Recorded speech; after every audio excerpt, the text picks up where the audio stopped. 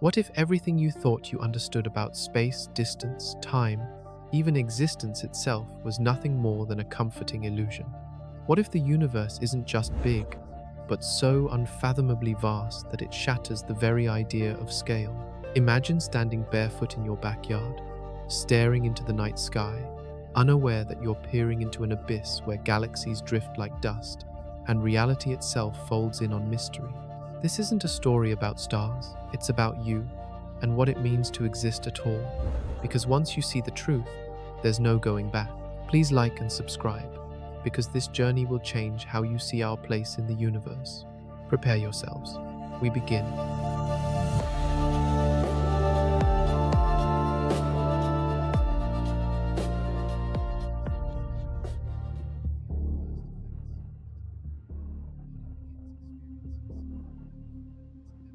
Have you ever looked at the night sky and felt it looking back? That soft flicker of stars across the inky black at first glance, its beauty. But linger, breathe, let your gaze go unfocused. You'll feel it, that aching sensation creeping into your chest. That silent electric awareness that you are something impossibly small, standing on a fragile shell of dust and bone, staring into a chasm so vast it bends your sense of reality. You're not just small, you're barely even here. That's not poetic exaggeration, it's mathematical truth. The universe is not merely large, it is staggeringly, mockingly, unreachably enormous. And the more we try to measure it, the more it seems to mock our scales, our meters and miles, our hours and years. Even light, the fastest traveler known to science, gives up long before it reaches the edge. And here's the most haunting part. We don't even know where that edge island, or if it exists at all. You are about to embark on a journey that doesn't just scale upward, it shreds the very scaffolding your mind uses to make sense of the world. We will begin in your backyard, your street, your country, but before long, we'll be gliding between galaxies. We'll brush against the edge of time, peer across horizons no light will ever cross, and ask questions that tear at the fabric of existence itself. Because when you really grasp how vast the universe is, a strange thing happens. You start to wonder if the universe is even the right word. Maybe we've been thinking too small.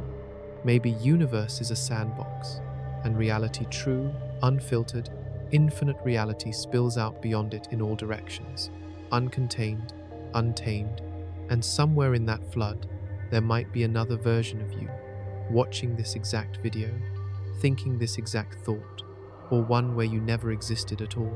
Let's pause here, before the numbers, before the light years and galaxies and cosmic microwave whispers. Let's just sit in the feeling, because this is the truth that begins the journey. You are impossibly small, and yet you are aware. That tension, that contradiction is the doorway.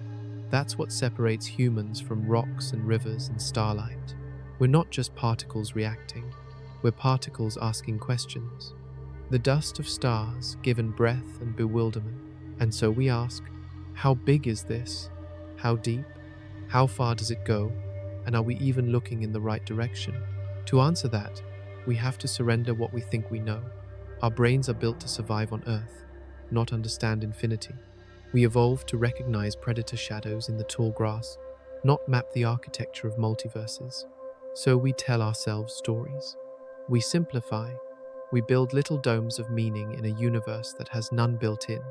And then one night, we step outside and look up, and we remember, we live on a rock, spinning at 1,000 miles per hour, orbiting a star that burns 1,000,000 Earths per second, drifting through a galaxy so wide it would take light 100,000 years to cross it, and that galaxy is just one among 2 trillion others. Let that settle. The light that hits your eye from a distant star tonight, some of it began its journey before humans even existed, before Earth had animals, before trees. The photons whispering to your brain tonight have traveled for millions, sometimes billions of years just to deliver their final message to you. You are not the center of this story, and yet your brain, your miraculous, fragile, electric, self-reflecting brain, is capable of decoding that message. It's capable of wondering where those photons came from, of asking, what lies beyond. Think about the absurdity of that. You, an arrangement of molecules on a speck of rock, are somehow able to question the structure of reality itself. What kind of universe allows this? This is not just a journey through space. This is a journey through meaning, through consciousness, through the strange and sacred terror of being aware that we exist at all. Because before we start counting galaxies, or mapping superclusters, or defining quantum boundaries, we have to acknowledge something deeper than data. The universe is not big. The universe is beyond big. It's not just wide. It's wide in ways we don't have words for. Time doesn't flow the way you think. Distance isn't as fixed as it seems. And the deeper we dig into the fabric of space itself, the more reality starts to blur into paradox. You might think this would make you feel insignificant, that the proper emotional response is nihilism. But maybe not. Maybe feeling small in the face of cosmic truth is what cracks the ego open just wide enough for wonder to slip in. Maybe the universe isn't trying to crush you with its scale. Maybe it's inviting you to wake up, to see yourself not as separate, but as woven into the very structure of it all. Your bones made of star calcium, your blood pulsing with iron forged in ancient suns, your breath recycled from the lungs of the cosmos. You are the question and the answer, the seeker and the stars. And so the real question isn't, how big is the universe? It's this, how big are you willing to let your consciousness become to meet it? Because what comes next isn't just a list of measurements, it's a transformation. You've never truly been small until you've tried to place yourself on a cosmic map. Let's begin with what feels familiar. Your city, your home, your street. The soft hum of streetlights, the cars passing by, the rhythm of daily life. Here, things feel solid, manageable. You might think your city is large, millions of lives intertwining, skyscrapers clawing at the sky. It feels important. Zoom out. Your city shrinks into a blip within your country, which itself is just a patchwork of borders on a spinning sphere of water and stone. Already, the world you know becomes abstract. Your hometown dissolves into abstraction. Now, Earth hangs alone in space, a delicate swirl of blues and whites. And yet this beautiful, fragile dot is still just the beginning. Now stretch your perception. Zoom further. Earth isn't sitting still. It orbits the Sun, our local star, at a speed of 67,000 miles per hour. The Sun, in turn, is dragging the entire solar system around the center of the Milky Way at nearly 500,000 miles per hour. And the Milky Way itself? It's not static either. It's rushing towards something immense and unknown, pulled by titanic forces we're only beginning to understand. Motion is everywhere. Stillness is an illusion. Now, imagine this. If the Sun were the size of a basketball placed in the center of a football field, Earth would be a grain of sand drifting 25 yards away. The edge of our solar system, roughly 4 miles from that basketball. And in that 4-mile stretch, vast, barren emptiness, a few cold rocks, the frozen whisper of distant comets. Nothing you could call alive.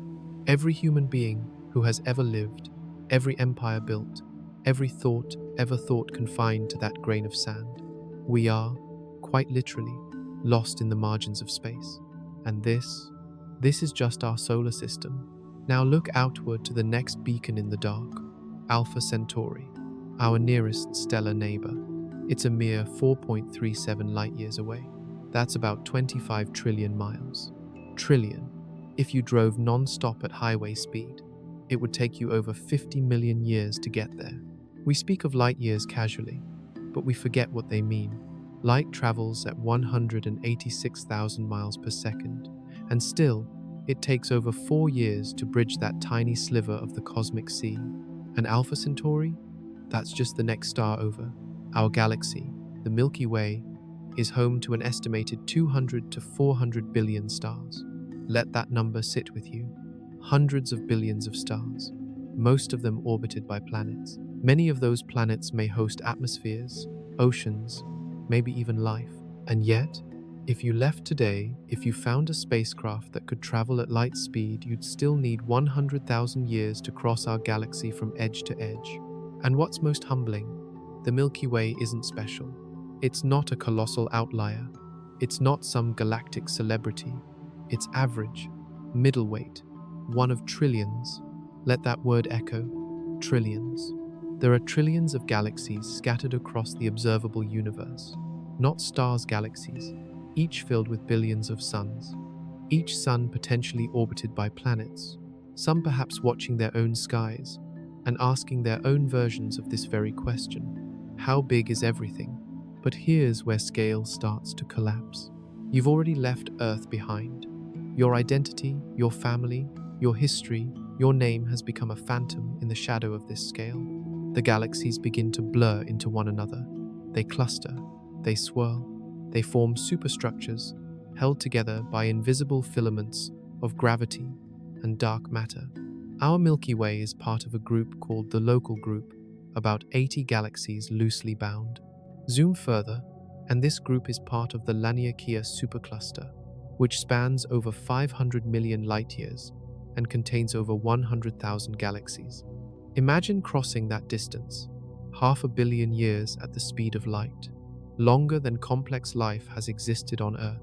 And even that journey wouldn't take you beyond what we can observe, because beyond the Laniakea Supercluster lie others, and beyond them, others still.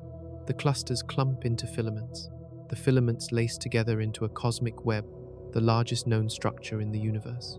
Imagine a three-dimensional spiderweb stretching in all directions, galaxies flowing along the strands like dew, voids between them so vast that you could fit hundreds of galaxies in the emptiness and still be alone. This web isn't fiction. We've seen it. We've mapped it. We've felt its gravity tugging on our own Milky Way. The structure is real, and yet it is still only what we can see. What lies beyond our observational limits may be far greater than we can comprehend. But here's where the numbers begin to break your brain. The observable universe, the part we can measure, is about 93 billion light-years across. And yet the universe is only 13.8 billion years old. How can we see farther than light should have been able to travel? Because space itself has been expanding, not like a balloon filling with air, but like the balloon's rubber stretching between every point. As light moves through space, the space itself stretches, pulling those photons farther from their source. The result? Distant galaxies are farther away now than they were when they emitted the light we're just receiving. So when we say observable universe, we're not talking about everything. We're talking about what light has had time to reach us from. Everything beyond that? Hidden, dark, maybe infinite. We don't know, but what we do know is already more than enough to obliterate our concept of distance. What feels like the infinite night above your home is only a tiny drop in a vast cosmic ocean that swells in every direction beyond comprehension. And yet, despite all of this, you're not adrift. You're not meaningless. You're here, right here. A conscious arrangement of atoms that somehow became aware enough to look into that abyss and whisper, "I wonder." And that's the paradox. You are insignificant in scale, but miraculous in context. Because in all the trillions of galaxies and billions of stars and endless darkness, something happened on one small world. Matter woke up. And now, it wants to know how big it really island. Imagine a structure so vast, so intricate, that it spans the universe, and yet it mirrors the neurons in your brain. By now, you've seen the map stretch from your front yard to the stars. You've left behind continents, countries, planets, even the warm cradle of your Sunday. You've crossed the vast silence between stars and floated among billions of others inside the galactic swirl we call the Milky Way. And you've just begun, because the Milky Way is only one starry whirlpool among many. It is part of a galactic family, known as the Local Group, a gathering of about 80 galaxies, huddled together in space like embers from a forgotten fire. Each of these galaxies spirals or sprawls, dances or collides, pulled together by gravity's invisible hand. Yet even this group, spanning 10 million light-years across, is small talk in the language of the cosmos. Beyond it lies the Virgo cluster. Beyond that, the Hydra Centaurus supercluster. And threading through and between them is Laniakea, our galactic supercontinent, 100,000 galaxies, bound together by gravity, sprawling over 520 million light-years. If light left one side of it the moment Earth formed, it would still be traveling today. And Laniakea is not alone. Clusters of superclusters linked together, connected across vast gulfs by invisible bridges of dark matter and galaxy flows. These links form the cosmic web, the largest known structure in the universe. It is the skeleton of everything, filaments of galaxies and voids of nothingness, woven across the fabric of space-time like a divine tapestry. When you zoom out far enough, the universe doesn't look random. It doesn't look chaotic. It looks structured. It looks alive. Galaxies form along the filaments. Clusters collect at intersections. Between them are voids, great expanses of emptiness where entire galaxies are rare. These are the dark oceans between the luminous islands of creation. Some of these voids stretch hundreds of millions of light-years across vast realms where nothing, or almost nothing, has ever stirred. But here's where things start to twist. These structures, superclusters, filaments, voids, aren't drifting aimlessly. They are in motion, pulled and pushed by gravity and dark energy, forming patterns too slow for any human to observe in real time, but obvious in the maps we've made. They swirl, they stretch, they breathe, and they are held together by forces we barely understand. The thread stitching this cosmic web is not just made of stars or dust or gas, but something deeper, something darker. It's made of dark matter, a substance that neither emits nor reflects light, but whose presence is felt in the way galaxies spin, in the way clusters hold together, in the large-scale architecture of everything. We can't see it, but we know it's there. Like scaffolding hidden behind the curtain of visible matter, dark matter makes up over a quarter of the entire universe. It's the silent architect of the web. And still, it's only part of the mystery. Because above it all, and through it all, space itself is stretching. Not just the things inside space, but space itself is expanding. And that expansion is accelerating, pushed by a force even stranger than dark matter. We call it dark energy, a term that admits more ignorance than understanding. We don't know what island, we only know that it dominates everything. It makes up nearly 70% of the known universe. So let's pause. Everything you've ever known, Earth, the moon, the sun, the galaxies you've glimpsed through telescopes, composes less than 5% of reality. The rest is darkness. And yet this dark expansion doesn't just pull galaxies apart. It draws a boundary around what we can ever know. Welcome to the observable universe. That term doesn't mean everything that exists. It means the bubble of space from which light has had time to reach us since the beginning, since the first fire of the Big Bang burst outward 13.8 billion years ago. But here's the mind-bending part. Due to the stretching of space, the edge of the observable universe isn't 13.8 billion light-years away. It's 46.5 billion light-years in every direction, which makes our visible bubble 93 billion light-years wide. Think of it, a sphere of galaxies, stars, clusters, voids all expanding outward in a cosmic ballet that no human eye will ever fully witness. And beyond that sphere, we don't know. We can't know, because beyond that boundary, light hasn't had time to reach us. Not because the objects are too far, but because the space between us is expanding faster than light can cross it. Their light is racing toward us while the finish line keeps sprinting away, like messages in a bottle thrown into a river that forever outruns them. There may be trillions more galaxies outside this boundary, more webs, more clusters, perhaps an infinite cosmos, stretching on beyond comprehension, and with it, infinite versions of you, infinite Earths, infinite dreams never dreamed, infinite questions that will never be answered. This invisible boundary is called the cosmic horizon, and it's more than just a limit of sight. It is the edge of causality. Beyond it, things may happen, but we will never know, no matter how long we wait, no matter how advanced we become. Those regions are cut off from us forever. The cosmic horizon is not a wall, it's a mirror. It reflects not what lies beyond, but what we cannot grasp. It is the place where knowledge ends and wonder begins. And yet, even within our observable bubble, what we've seen is enough to overwhelm every framework our minds possess. 2 trillion galaxies, hundreds of billions of stars per galaxy, perhaps more planets than grains of sand on Earth's beaches.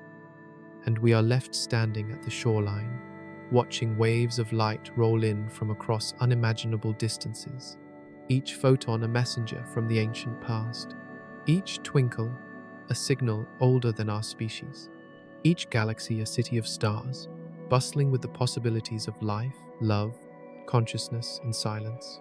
And this is what we call the visible universe, not because it's all there is, but because it's all we can see. We are looking through a peephole in a cathedral so vast its pillars may span eternity.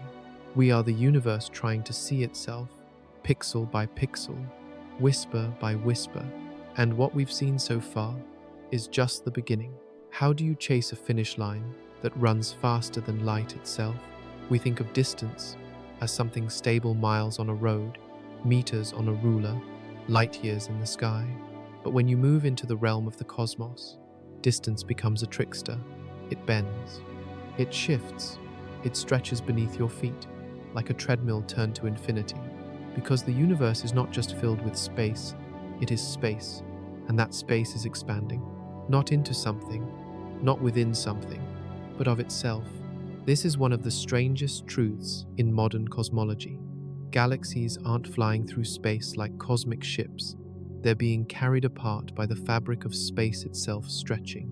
Like dots painted on the surface of an inflating balloon, the galaxies remain still, but the balloon grows, and each dot drifts further from the others, not because it's moving, but because the canvas is expanding. And here's where it gets strange. The farther away a galaxy is, the faster it appears to recede from us. At some point, far enough away, it's not just drifting, it's receding faster than the speed of light. But wait, doesn't Einstein tell us nothing can move faster than light? Yes, through space, but space itself can expand at any rate it wants. It's not bound by the same speed limit. This is the loophole that lets the cosmos escape its own rules. So there are galaxies, trillions of them, that are already too far. Their light is still traveling toward us, yes, but the space between us is stretching faster than their light can bridge the gap. They are retreating into darkness, not because they choose to, but because the road between us keeps lengthening faster than they can run. Eventually, their light will never reach us. This is not theory, this is observation. Astronomers have already identified countless galaxies whose light will never reach Earth, not in a billion years, not in a trillion, not ever. They are racing into cosmic silence. Their final messages, already en route, will be the last words we'll ever hear from them. Every day, more galaxies vanish over this cosmic event horizon, not in a flash, not with a bang, but with a whisper, fading forever into the unreachable. And someday, the same fate will befall the galaxies we still see now. This future is not science fiction. It's written into the equations of general relativity. It's carved into the redshifted light of ancient galaxies. It's been confirmed by the soft afterglow of the Big Bang, the cosmic microwave background, which tells us space is expanding, and it's doing so faster with time. This acceleration is driven by dark energy, a name we give to a force we don't understand. It isn't energy as we know it. It doesn't clump. It doesn't dilute. It doesn't get weaker as the universe grows. Instead, it acts like pressure from the void itself, pushing everything apart at an ever-quickening pace. And so, the deeper we look into space, the more we see the past. But as we look into the future, we see disappearance. What does that mean for us? One day, trillions of years from now, if any civilization still exists, they will look into the night sky and see nothing. No galaxies, no cosmic web, no microwave background, no evidence of a Big Bang, just the empty dark, lit only by the dying embers of their own galaxy, growing colder with every tick of the eternal clock. They will be cosmic orphans, no way of knowing there was ever more, no record of the epic cosmic story we see today. This is the cosmic loneliness awaiting future minds, a tragedy born not from destruction, but from expansion. But let's come back. Here, now, we are in a rare moment. a window of cosmic history where the stars still speak to us, where we can see the galaxies, where we can know. It took 13.8 billion years to get to this chapter, and this chapter won't last forever. This is a golden hour of cosmic observation, a brief sliver of time where beings like us can look out and glimpse the story of everything, where we can ask questions like, how big is the universe? How far can we see? What lies beyond what we can never reach? Because here's the haunting truth. The observable universe is not the same as the universe. We can see 93 billion light years across, but the real universe could be hundreds of billions of light years wide, or trillions, or truly infinite. We don't know. We may never know. All we can say is this. The part we see is limited not by what exists, but by what has had time to send us light. And that brings us back to time, because time itself was born in the Big Bang. There is no before the beginning, not in the way we understand it. There is no outside of space, not in the sense we imagine it. These aren't absences. They're concepts without meaning. We are inside the only container we've ever known, a self-creating, self-expanding, self-questioning universe. And it asks us now, what will you do with this sliver of sight? What meaning can you make from the knowledge that the stars are slipping away, one by one, into permanent silence? Is the purpose of seeing simply to witness, or is it to reflect the universe back to itself? Because here's the final paradox of cosmic expansion. As the universe grows larger and colder, as light stretches and silence spreads, as distances outpace even photons, awareness blooms. Here, in you, in this moment, in this thought, you are the rarest thing in the universe, a conscious fragment of cosmic matter, looking back at the vastness from which it came and whispering, I see you. And maybe that was the point all along. If space is infinite, where are you again? Infinity is not just a number. It's not even a concept. It's a threshold where logic trembles, where language collapses, where meaning threatens to dissolve. And yet, here we are, staring into it. If the universe is infinite, not just very big, not just bigger than we can see, but truly boundless, then something staggering happens. It means that somewhere out there, far beyond the observable edge, beyond the reach of our light, there is a copy of you. Right now, reading this, thinking you're the original. Let that sink in. In an infinite universe filled with matter and governed by physics, there are only so many ways particles can arrange themselves before patterns repeat. Given enough space, even the most improbable configurations, every novel, every dream, every version of you must occur again. Not once, not twice, but an infinite number of times. There is a version of you that made a different choice yesterday, a version that never lost the person you loved, a version that never looked up at the sky because you never wondered what was out there. And somewhere, there is a version of you reading this, word for word, in a galaxy 1 trillion light years from here, under a blue star, on a planet made of diamond. It's not science fiction. It's a logical consequence of infinity plus uniformity. Because here's the strange, simple truth. If the universe goes on forever, and the laws of physics are the same, and there's only a finite number of ways matter can be arranged in any one region, then those arrangements must eventually repeat.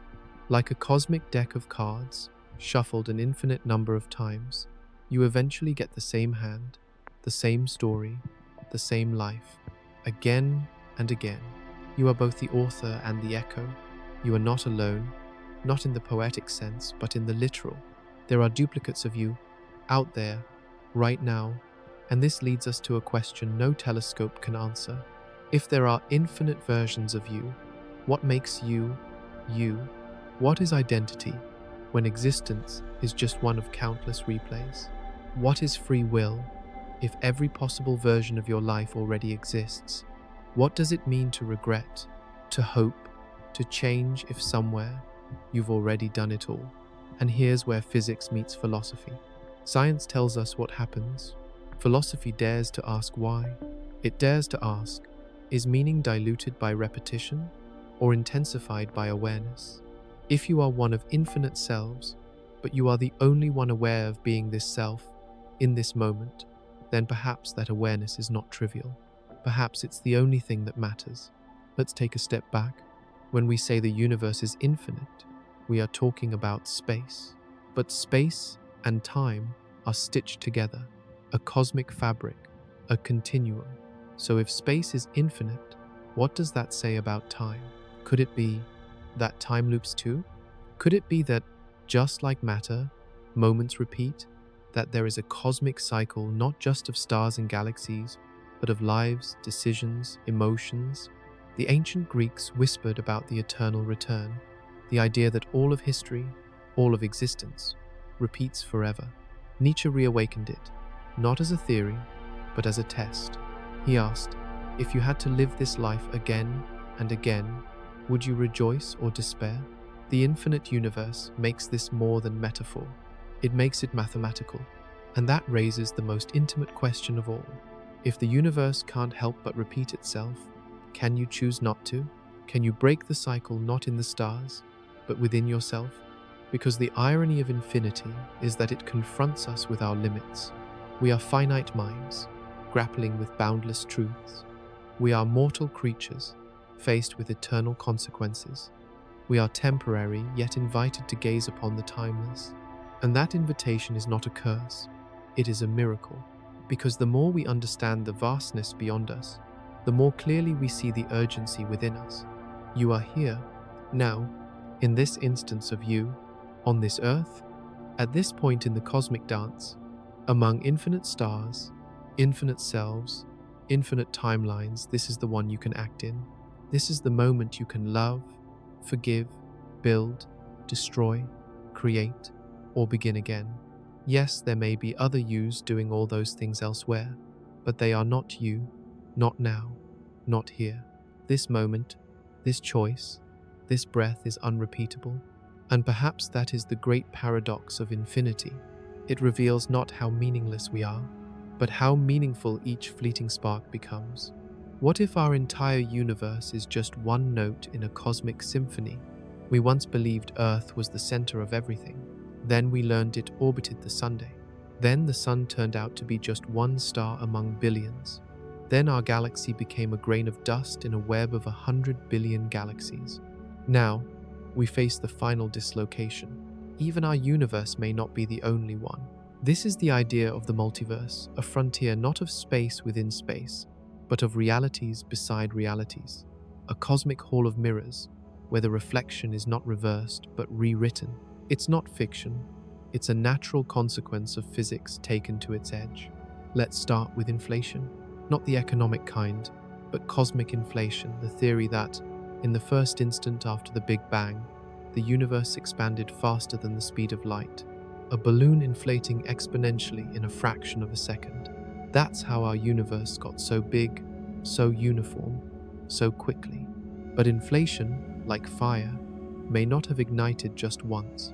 According to some models, inflation is eternal, meaning, while our universe emerged from a single burst of inflation that ended, in other regions of space, inflation continues. It never stopped. It keeps spawning new bubbles, new universes, each with its own Big Bang, its own space, its own time, its own laws of physics. Some may have no gravity, some no atoms, some nothing we'd recognize as structure or light or even reality, and some might be eerily similar to our own. This is the multiverse, born not from imagination, but from mathematics, from quantum fields that don't settle into one solution, but every possible one. Let's go further. Quantum mechanics, the science of the smallest, tells us that every particle exists in a cloud of probabilities. Until observed, it is not here or there, but everywhere.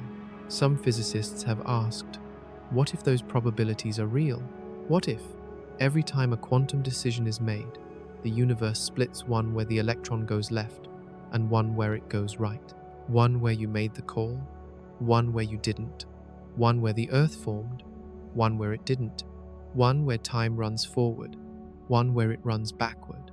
This is the many worlds interpretation. It says the universe doesn't choose, it branches infinitely. Every moment, every particle, every choice splitting reality into a tree with endless limbs, each growing its own history.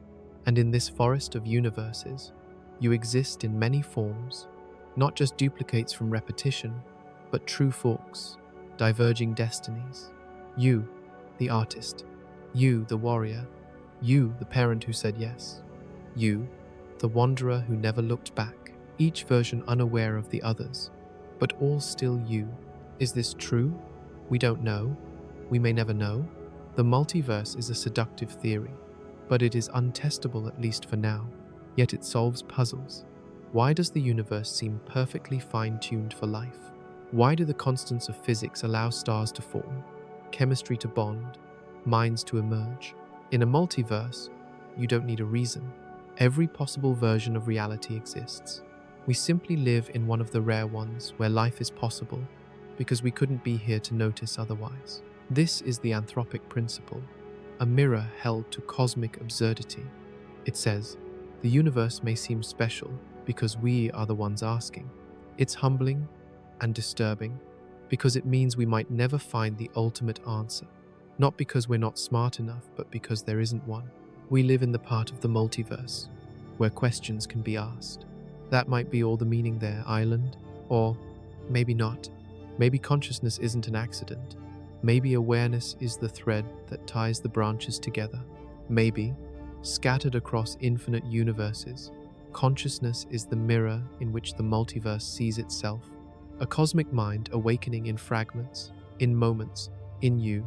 Because if every universe is blind, meaningless, silent until one spark of life opens its eyes, then perhaps awareness is not a side effect. Perhaps it's the purpose. A lighthouse blinking across the dark sea of possibilities. A single candle that, once lit, makes the darkness meaningful. Here, standing in the shadow of the multiverse, we must ask, are we insignificant or are we sacred? Are we accidental or are we inevitable? And if there are infinite versions of us, what will we do with the one we know? The multiverse doesn't shrink us, it expands us. It asks us not to despair, but to marvel, because even if our universe is just one melody in an infinite orchestra, we are the ear that listens, we are the voice that sings, and perhaps, just perhaps, consciousness is the music the multiverse has always longed to hear. What if the past never left, and the future already exists? We think of time as a river flowing forward, never backward, carrying us from birth to death, from cause to effect, from what was to what might be.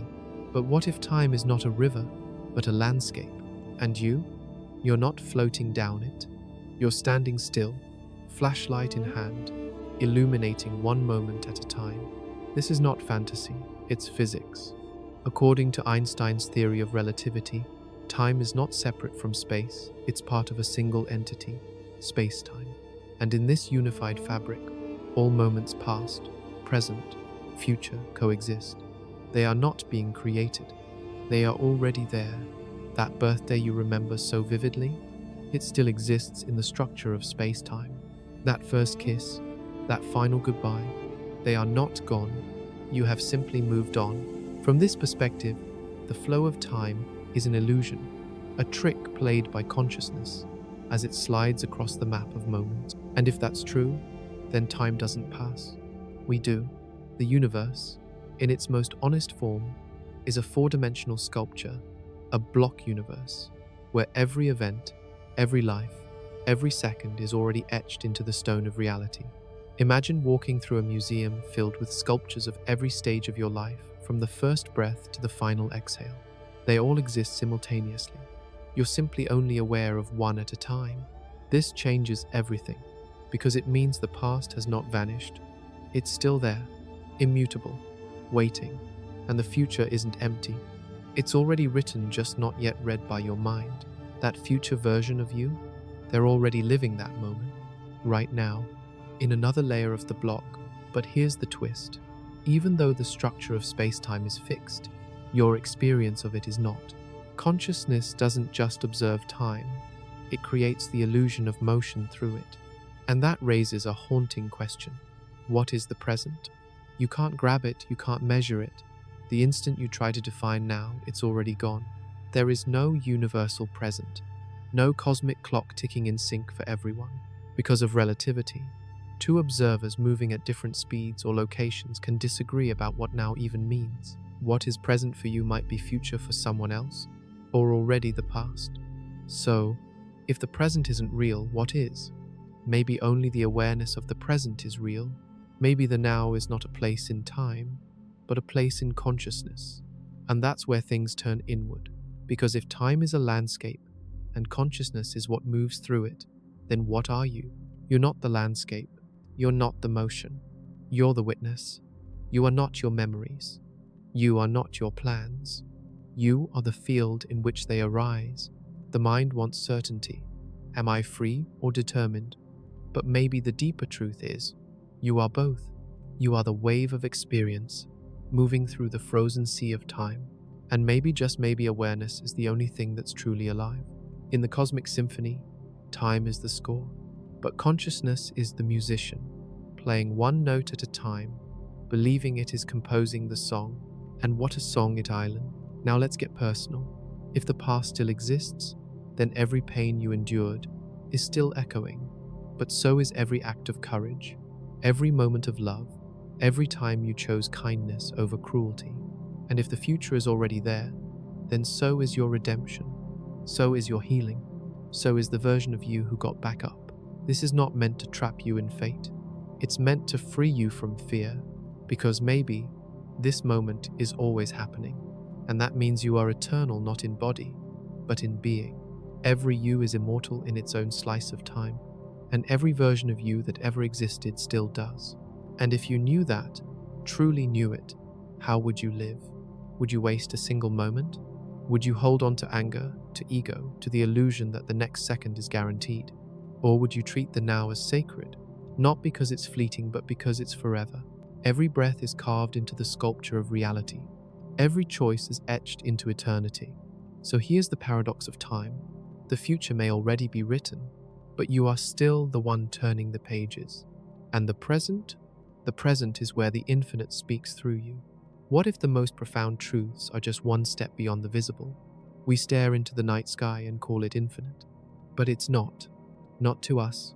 There's a limit to what we can see, not because the universe ends, but because light has a speed, and time has a beginning.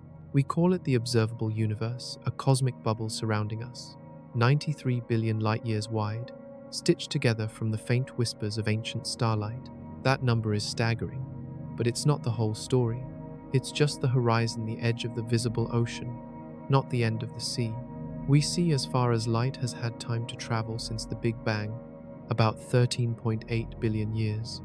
But because space itself has stretched during that time, the galaxies we observe near the edge of visibility are now much farther away than 13.8 billion light years. They are receding faster than light, and this is where the mystery begins. What lies beyond that horizon? More galaxies? More voids? A cosmic wall? A reflection of ourselves? We don't know. And the cruelest part? We can't know. Not directly, not ever. The laws of physics prohibit it. Light from those regions will never reach us. Not because the light is too dim, but because space itself is expanding so quickly that it's pulling those regions away faster than light can approach. Imagine watching a ship sail to sea, disappearing over the horizon. But now imagine the sea is stretching beneath it, carrying it away faster than the wind, faster than the eye, faster than thought. You don't lose sight of the ship because it hides. You lose it because the fabric of reality carries it beyond your reach. That's what's happening with the edge of the cosmos. There are regions perhaps vast, perhaps infinite, that we will never see, not because they don't exist, but because we were born in a universe that moves too fast to grasp itself. And so we're left with only this sphere of light, this echo chamber of starlight, this visible bubble we call everything. But the real everything? It might be far vaster, maybe infinite. And if it is, then what does that imply? Let's do the math. If the cosmos goes on forever, or even just much farther than we can see, then the number of galaxies becomes not trillions, but countless. And if there are countless galaxies, each with countless stars, and countless ways atoms can arrange, then somewhere, Out there, beyond the curtain, there might be another you. Not a metaphorical double, a literal one. A planet with the same chemistry, the same history, the same biological lottery. You, standing in your kitchen, blinking at the same moment, thinking these same thoughts. Because in an infinite universe, every possible configuration of particles must occur, not just once, but an infinite number of times. The implications are dizzying. Not only are you not alone in space, you're not even unique, and neither am I. This is called the cosmic doppelganger hypothesis, born from math, not mysticism, a natural consequence of finite arrangements in infinite space. It raises questions that touch the soul. If there are infinite versions of me, which one is truly me? If my thoughts can echo across space, if the universe is so big, we repeat, are we sacred or just statistics? And yet, even in that repetition, there's wonder, because this version of you, the one reading these words, feeling this moment has never happened before and will never happen again. This particular thread of awareness is yours, unique not in structure, but in presence, in the infinity of the cosmos. The fact that you exist here, now, aware, is still a miracle. Let's pause for a moment. Imagine standing at the edge of the known, not in fear, but in reverence. You're peering out of a tiny window into a boundless storm of stars. You will never see what lies beyond, but you know it's there. Isn't that what faith is? Not in the religious sense, but in the cosmic one. Faith that the universe is deeper than your vision, grander than your words, stranger than your equations. Faith that behind every mystery is not just darkness, but meaning, even if it's meaning we cannot touch. So, what lies beyond the observable universe? We don't know, and that's the most honest, most beautiful answer science can give, because mystery is not a flaw in our understanding. It is the birthplace of awe. The edge of what we can see is not the end. It's the beginning of imagination, of humility, of wonder. And maybe that's enough, because at the end of the visible lies the invisible. And in that realm, we are not explorers of space. We are explorers of truth. What if most of the universe is made of something we cannot see, cannot touch, and cannot even imagine? Everything you've ever touched, everything you've ever known, your body, your breath, the earth, the stars, is made of ordinary matter. Protons, neutrons, electrons. We built our science around it. We built our certainty upon it. But here's the cosmic betrayal. All of it, all the atoms, in all the stars, in all the galaxies, makes up less than 5% of the universe. The rest, it's not just unseen, it's unknown. We call it dark matter and dark energy, not because it is evil or shadowy, but because we have no idea what it really islands. Two names, two great mysteries, holding together and pulling apart the universe itself. Let's start with dark matter. It doesn't shine, it doesn't reflect, it doesn't absorb light. It's invisible not just to eyes, but to instruments. And yet, we know it's there, not by what it is, but by what it does. Galaxies spin too fast. If they were made only of visible matter, they would tear themselves apart. But they don't. Something massive, something hidden is holding them together. A cosmic scaffolding, an invisible hand. Dark matter doesn't clump into stars or planets. It doesn't live in our world, but it surrounds us. It shapes the galaxies. It builds the cosmic web. Without it, the universe as we know it would not exist. And still, we don't know what it island.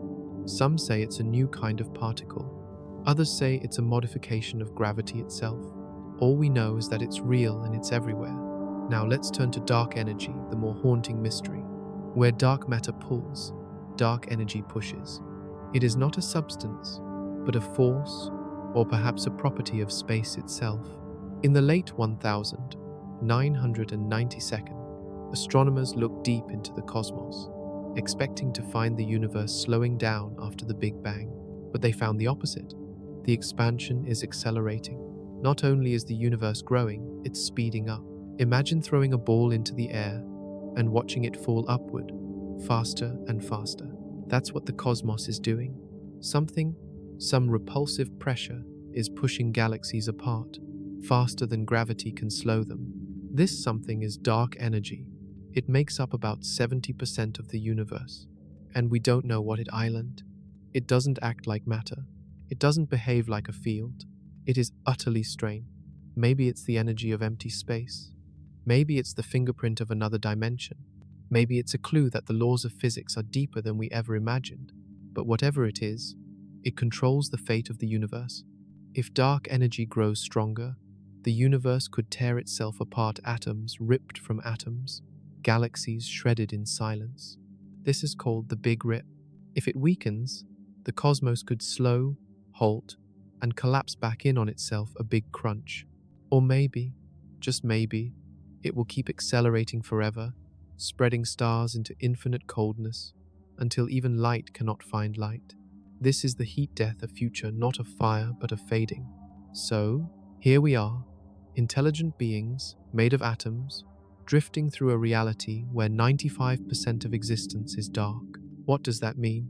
It means the universe is not only stranger than we imagine, it's stranger than we can imagine. We are like islanders who've mapped the coastline, thinking we understand the world, only to discover the ocean goes on and on and on, filled with currents we cannot swim, creatures we cannot see. But even in the darkness, there is beauty, because this ignorance isn't failure, it's invitation. Every mystery is a door, and dark matter, dark energy, these are the grandest doors of all. They tell us we're just beginning, that the universe is not a solved puzzle, but a living question, that the deeper we look, the less we know and the more we stand in awe. So ask yourself, if most of the universe is invisible, what else might we be blind to? Not just in the stars, but in ourselves? What unknown forces shape our thoughts? What unseen energies bind our choices, push our lives, expand our hearts? We are made of stardust, yes, but we are also made of mystery. And maybe, just maybe, that mystery is not a flaw. It is the soul of the cosmos. What if our entire universe is just one ripple in a sea of countless others? You were born inside a bubble, not the metaphorical kind, but a literal, expanding, stretching, inflating bubble of space and time. And for most of human history, we believed this bubble, our universe, was all there was. But now, the questions are getting louder. What if this universe isn't the whole story? What if it's just one chapter in an eternal, ever-branching book? This is the multiverse, not a fantasy, a serious, mathematical, haunting possibility. And if it's true, then everything we think of as everything is just a slice, a droplet in an endless storm. Birth by inflation. To understand the multiverse, we need to go back to the beginning, not just the Big Bang, but the moment before. According to cosmic inflation theory, our universe didn't just explode into being, it inflated. A tiny fragment of space, smaller than an atom, suddenly expanded faster than the speed of light. Why? We're not sure, but the math works, and the evidence is imprinted in the cosmic microwave background, a faint echo of that early explosion. But here's the twist. Inflation doesn't have to happen just once. In many models, it never truly ends. It just slows down in pockets. Each pocket stops inflating and births a universe. Like bubbles forming in a boiling pot, endless universes, each sealed off from the others, each with its own laws of physics. Some might be like ours. Most would be alien, unimaginably strange. A universe with no gravity. A universe where time runs backward. A universe made entirely of light. A universe with no atoms, no stars, no life. And in at least this one, you are sitting here, wondering if it's real. 2 branching timelines. But inflation is just one path to the multiverse. Quantum mechanics, the rules of the microscopic world, offer another. You've heard of Schrödinger's cat, alive and dead at the same time until observed. It's not just a thought experiment. At the quantum level, particles exist in a superposition, multiple states at once, but when observed, they collapse into one outcome. Why? How? One bold answer is the many worlds interpretation. It says the wave function doesn't collapse. Instead, reality splits. Every possible outcome actually happens, but in separate, non-communicating branches of the universe. You chose coffee instead of tea? Another version of you chose tea. You took the job. Another version walked away. You survived the accident. Another version didn't. Every decision, every quantum flip, splits reality endlessly. You are not a single thread. You are a braid of infinite possibilities. And all those versions of you are real. But here's the catch. You'll never meet them. Each path is sealed. The branches don't cross. Still, the implications are staggering. Free will? Fate? Identity? Who are you if every possible version of you also exists? 3. Implications of infinity. If the multiverse is real, if there are infinite universes, then anything that can happen will happen. Not just once, but an infinite number of times. There's a universe where you became an astronaut, one where Earth never formed, one where life never evolved, one where it did, but as crystal spiders floating in liquid nitrogen oceans under purple suns. Think that's too bizarre? Infinity doesn't care what you think is likely. It cares only about possibility. In an infinite ensemble, everything permitted by physics is real somewhere. Even a universe identical to this one, but where you sneezed half a second earlier, and another where the laws of math are slightly twisted, where pi equals 3.1, where cause follows effect in spirals instead of lines. This isn't science fiction. It's the frontier of physics, the result of equations we trust but barely understand. IV. Are we special? So, what does this mean for us? If there are infinite versions of you, is this version meaningless? If Earth is one of infinite Earths, is this one sacred? If life is not rare but inevitable, is it still miraculous? Here's one way to look at it. Yes, the universe might be teeming with versions of you, but this version, this consciousness, is the only one you will ever know. In all of infinity, this moment is yours. That makes it precious. You are not diminished by the multiverse. You are magnified by it. Because in a cosmos where all things happen, your awareness is a light, a spark of order in the chaos, a witness to the story. And in the end, that's what gives it meaning. Not that we're the only ones, but that we are here at all. V. The great silence. And still, we hear nothing from these other universes. No signal, no echo, no breach. We are sealed in this cosmos, like a dream in a sleeping mind. But the very silence of the sky may be the proof. The absence of noise is a message. It tells us we are alone here, but not everywhere. It whispers that the cosmos is bigger than our questions, that our search is part of a grander unfolding. That reality is not a static sculpture, but a living, breathing multiverse. And we are its question, its experiment, its awakening. What if time isn't what you think it is? What if it doesn't flow? What if it doesn't even exist? You've felt it your entire life. The ticking, the slipping, the fading. Time, it carries you forward from childhood to adulthood, from breath to breath, from memory to memory. We speak of it like a river, a one-way current, dragging everything downstream. But what if time is a trick of perception? What if the past, present, and future are all equally real, just different slices of a deeper whole? What if time isn't a river, but a landscape, and your consciousness is simply moving through it like a flashlight sweeping across a frozen world? Time's arrow. Let's begin with what we think we know. Time feels like it flows in one direction. The arrow of time points from past to future. You remember yesterday. You cannot remember tomorrow. Eggs break but don't unbreak. You age but don't grow younger. Why? The answer lies in entropy, the measure of disorder. The second law of thermodynamics says, in a closed system, entropy always increases. Order decays, heat spreads, systems unravel, and this gives time its direction, not because the universe demands it, but because probability does. There are more ways for things to fall apart than to stay together. And so, they do. But here's the twist. The fundamental laws of physics don't care about time's direction. They work the same whether time runs forward or backward. From the point of view of an equation, There is no preferred future, no ticking clock, no arrow. Only we observers, embedded in entropy's wake, feel the current. But physics? It's timeless. 2. Block universe. Now imagine this. All moments past, present, and future already exist. Like pages in a book, you're not writing the story as you go. You're reading it one word, one sentence, one heartbeat at a time.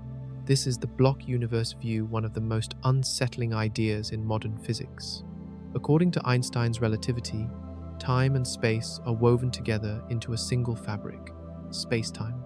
Events that seem simultaneous to you might not be for someone else moving differently. There's no universal now, only slices, perspectives, frames of reference. So what if every moment is eternal? What if your birth, your greatest joy, your last breath are all still there, still real, like snapshots in a cosmic photo album? You just happen to be experiencing this one. That changes everything. You are not moving through time. You are a conscious slice of a timeless whole, a pattern etched in the fabric of reality. 3. Illusion and insight. The philosopher Augustine once said, "What then is time? If no one asks me, I know what it island. If I try to explain it, I do not." Time is so deeply embedded in our minds that we can't imagine existence without it.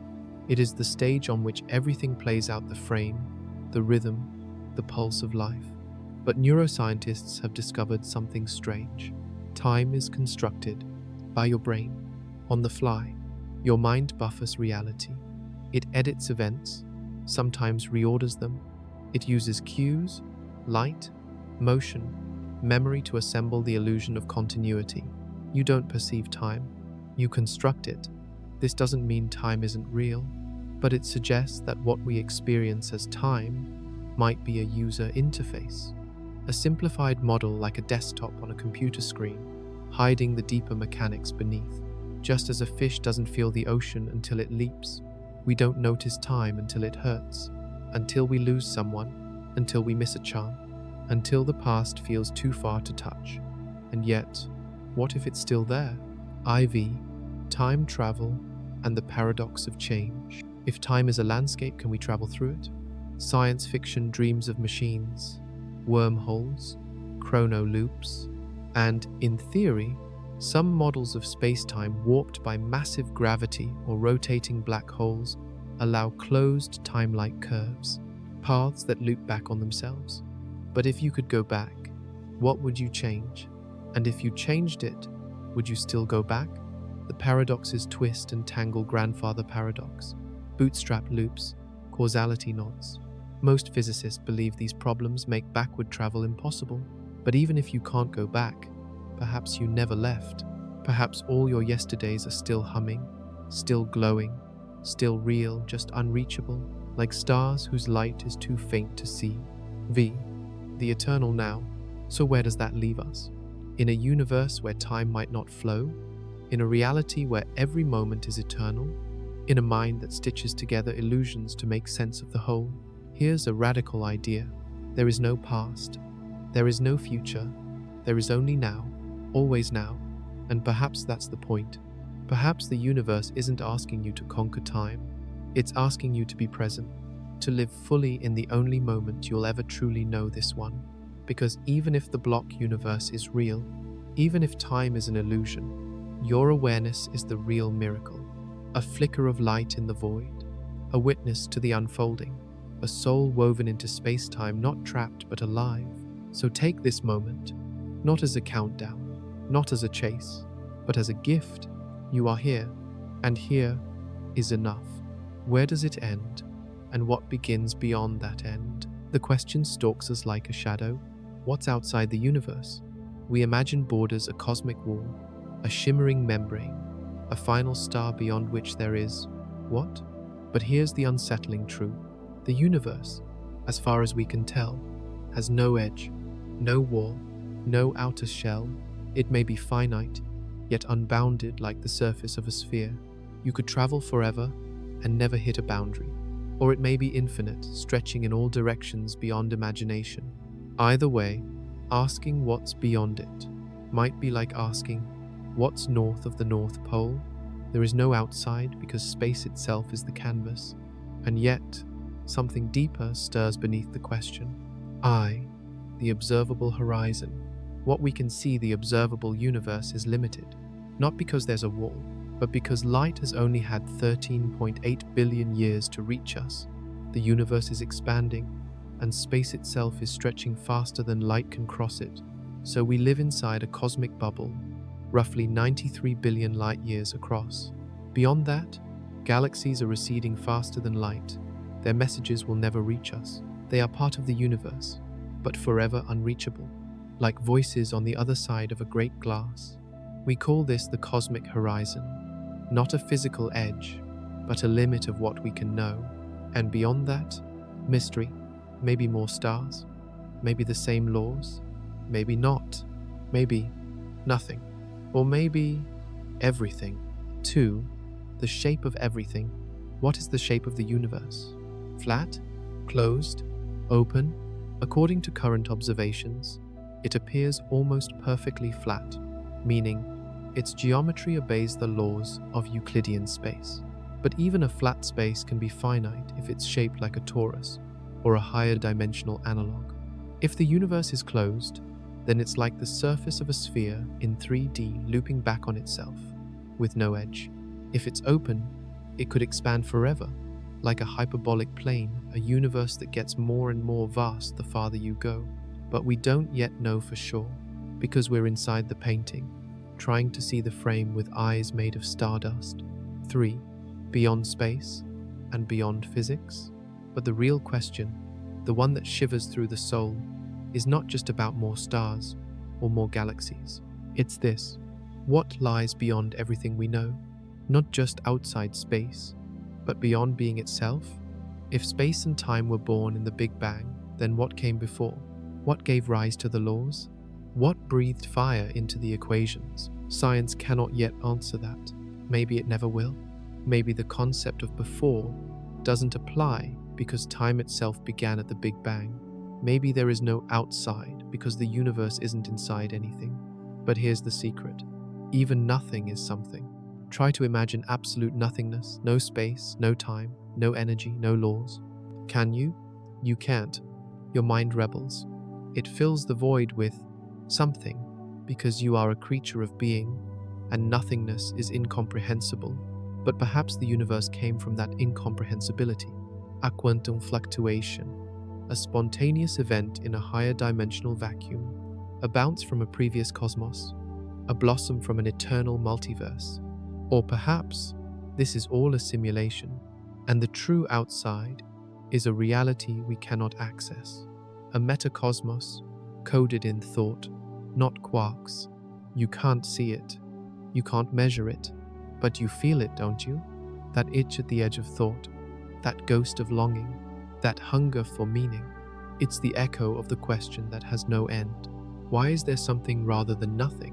The spiritual edge. Science may say, we do not know, but that is not defeat. That is freedom. The unknown is not an error. It is a frontier. We are not here to erase mystery, but to live inside it. We stand at the edge of a vast, unknowable sea, and we dip our hands in, not to control it, but to feel it ripple. At the edge of the known, we do not find answers. We find ourselves, small, vulnerable, aware, and that is enough. The edge of the universe is not out there. It is in here at the boundary between understanding and wonder. And when we reach that boundary, we must choose: shrink away in fear, or lean forward, arms open, and fall into the abyss, knowing that the abyss stares back with stars in its eyes. Final reflection. So what lies beyond the universe? We don't know. Maybe more cosmos. Maybe different physics. Maybe a beginning that never began. Or maybe, just maybe, the question itself is the point. Because it's not about what's out there. It's about the kind of being who dares to ask. The kind of soul who stands under an infinite sky and whispers, I want to know. In that whisper lies everything. The courage to wonder, the defiance of not knowing, the poetry of the void. And in that moment, you are not just a human being. You are the universe itself becoming aware of its own edges, and reaching always reaching for more.